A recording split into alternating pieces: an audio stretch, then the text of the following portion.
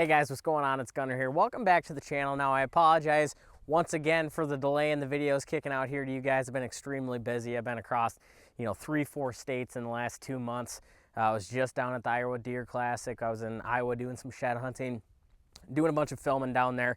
But today I want to talk a little bit about winter rye. Now it's March 12th and things are starting to green up a little bit. We're getting into those highs that are 55, 60 degrees, and our lows are still sitting in that mid to upper 30 range. And so spring is right around the corner. And now the reason that I want to talk about winter rye here today is because it's one of the most valuable food sources for deer and turkeys and all sorts of wildlife, but it's also one of the most beneficial tools that we as habitat managers and deer hunters can utilize. Now, winter rye is so diverse when it comes to being able to grow late into the fall and then green up early in the springtime, and it's going to stay green all winter long. Very little other forages are going to do that for you.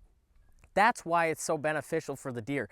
They're always seeking a green food source, especially in the harsh winter months. They're feeding on woody browse all day long, dried out corn, dried out beans. If they can get something that has a little bit of a moisture to it, like winter rye, that's holding that moisture and staying green year round, that's extremely attractive. So now winter rye will start growing in temperatures down to 50 degrees. It'll actually germinate down into the temperatures in the 30s. So that's extremely impressive, especially using it as a tool in your food plots. A lot of times we're planting diversity, or you should be, and you're trying to impact deer during each different part of the season. You want to have an early season attraction, a mid-season attraction, and a late season attraction. Now winter rye, being so skinny and taking up very little space, you can layer that really heavy onto whatever other blend you might already have planted and established, and it's going to fill in around that. It's a great filler seed. I usually broadcast anywhere from 100 to 300 pounds per acre on all of my food plots in the fall, and now I'll start that process in September, and every week in September for 3 weeks, I'm going to be throwing another 100 pounds per acre on each of my food plots. So I have different stages of growth within that winter rye. It's the most luscious for deer and attractive for deer in that 1 inch to 5 inch range. So keeping it that height is my objective. That's why I'm waiting so long to plant it. The deer aren't going to be necessarily as attracted to it once it gets up to the 8 to 12 inch range. They like those young, fresh shoots. And as they mature, each planting that I've done is going to hit peak attraction at a different time. So I'm prolonging that attraction phase of, okay, my first planting of winter rye is really lush and nutritious right now. They're pounding that.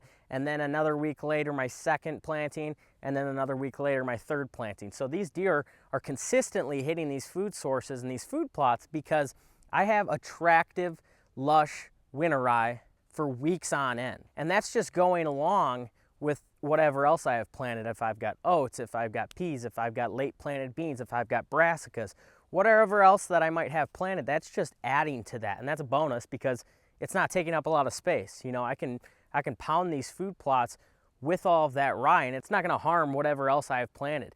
As long as I have my initial planting established before I start layering this on, I'm not going to have any competition as far as plants competing for nutrients and taking up space. Now, cereal rye isn't just a really attractive food source for deer, but it's also an extremely useful tool that we can, as hunters, use to benefit not only for hunting, but also the land management side of things. Winter rye is an excellent cover crop if you decide to use it that way. For example, for the last 3 years, I've had horrible pigweed problems, and I couldn't get rid of it.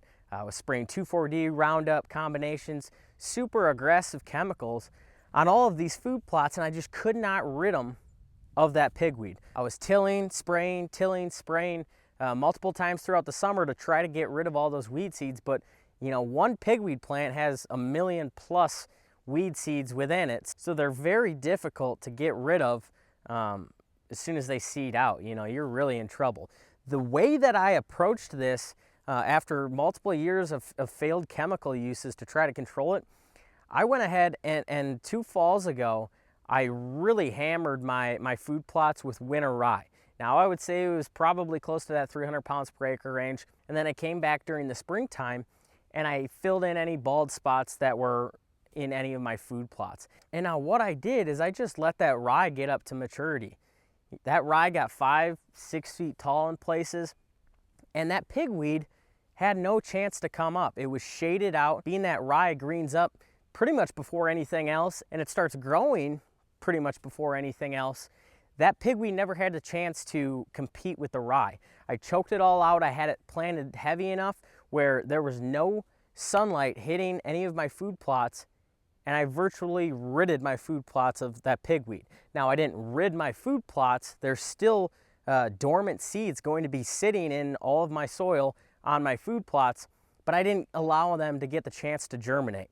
And so what I did is I broadcasted another summer cover crop blend into that standing rye right when it was in that dough stage, and I used my roller crimper to terminate that rye, lay it flat over the top of my new cover crop, and then it grew up in between those stalks and that rye starts rotting away. So that is how I completely ridded my food plots of that pigweed competition. In the fall time, I drilled straight into that summer blend, and then I mowed it real tight to the ground.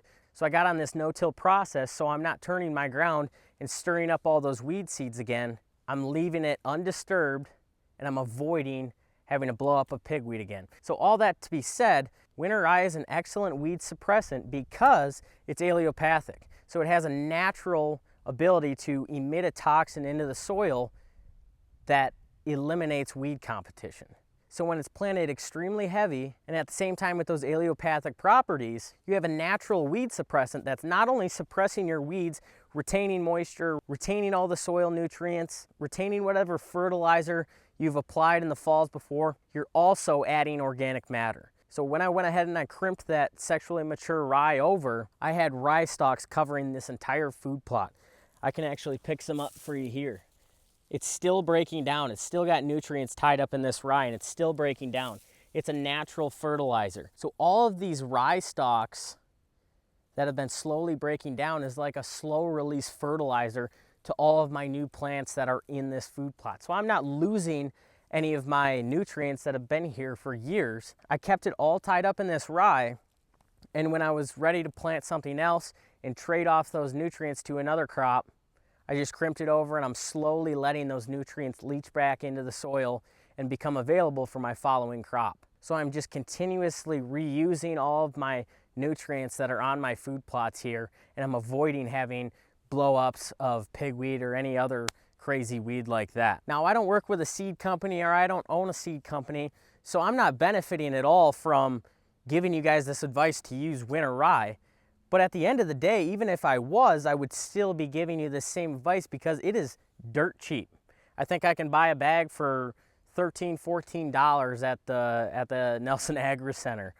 So this stuff is very, very cost efficient, and you get a lot of bang for your buck. You know, I can get a 40-pound sack for, like I said, 14 bucks, and that goes a long way on 1/8 of an acre of a food plot, a 1/2 acre food plot, 1/4 acre food plot. Some of those small micro plots, those 40-pound sacks go a long ways. And we were talking about some of the other different seed blends that are 50, 60 bucks that are gonna have a lot of junk seed in them, weed seed, inert matter within those bags. Going straight to the ag store and picking up a 40-pound bag of winter rye is gonna go a long way for you, and it's very cheap, very cost effective. And you're getting all these benefits that I've been talking about without having to spend very much money at all. So all that to say, if you guys don't have winter rye within your food plot process, within your food plot system, I would strongly urge you guys to look into it. Find a way to implement winter rye in some part of your habitat management.